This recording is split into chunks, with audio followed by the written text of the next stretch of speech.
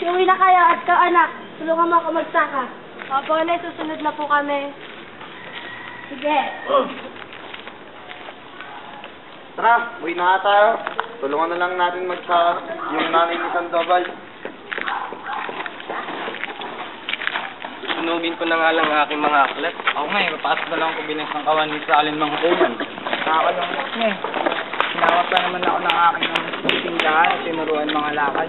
Buti nga ako eh. Madali lang ako nakakuha ng pasaporte at barko patungong Europa. Madali nga ako nakapasasakit na tunga kay Father Fernandez. Ngunit batak naman ako sa iba.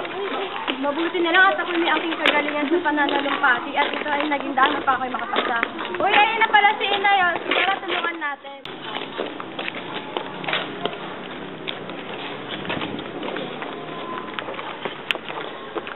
Nay. Magandang hapon po. Salamat. Magandang hapon po. Yo. Magandang hapon po. Mabuti niyo magsaka. Magandang hapon po.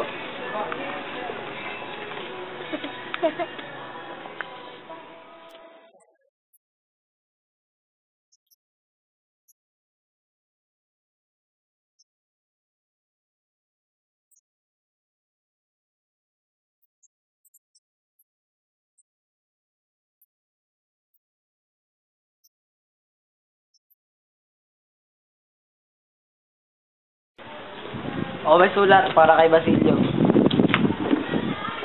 Oh, Basilio, may sulat para sa'yo.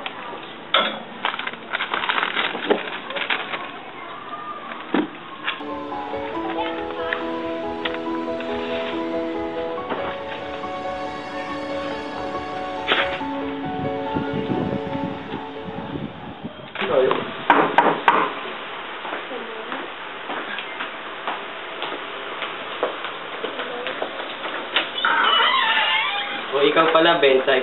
Halika't pumasok at maupo. Ito, at maupo ka. Salamat.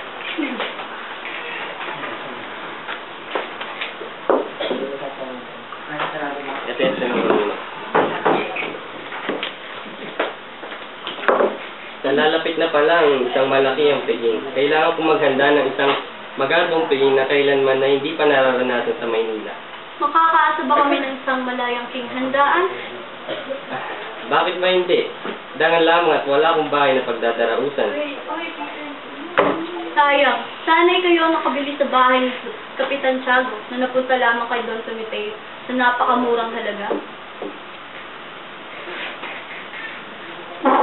Ano ba yan? Mon, mauna na ako.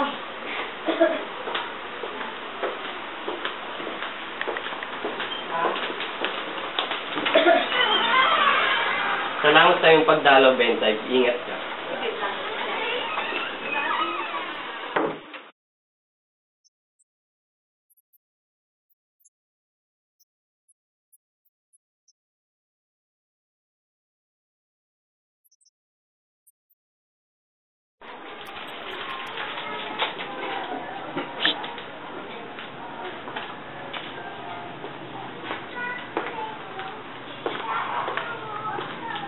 Kamusta, Don Timoteo? Kamusta naman ang iyong negosyo pinapatakusan ngayon? Maayos naman, Simon.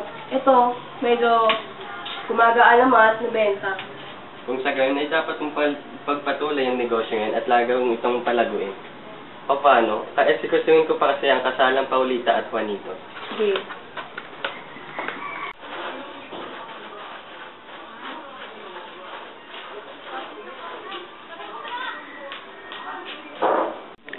Tuluyan ko ng nilimot si Isagani.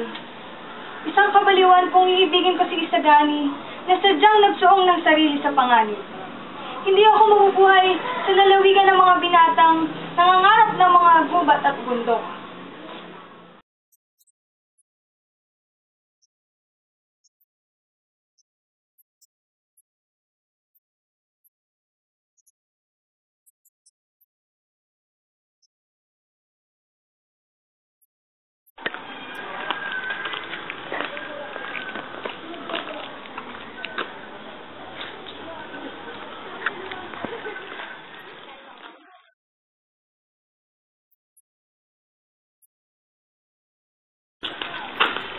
ikaw pala, Kapitan General.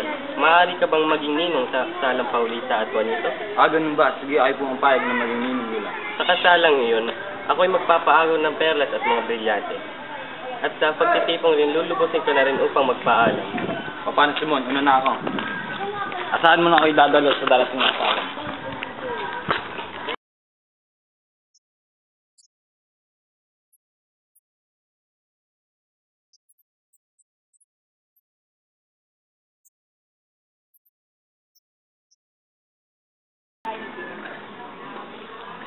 Talagang kinakain ng katanda pag wala.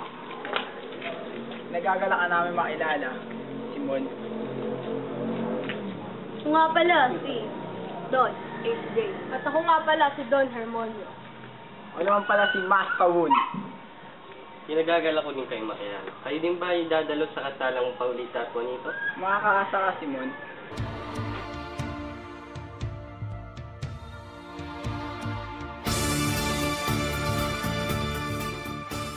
Ang kaisipan ng Kabanata 32 ay kahit gaano kalaki ang problema, huwag mawala ng pag-asa. Kasi nung una, kahit na nagkakaroon silang problema sa mga anak nila, kahit umabot na sa punto na huminto na lamang si Pilay sa kanyang pag-aaral dahil nga sa hirap ng buhay at nakasanayan niyang tulungan na lamang ang kanyang mga magulang.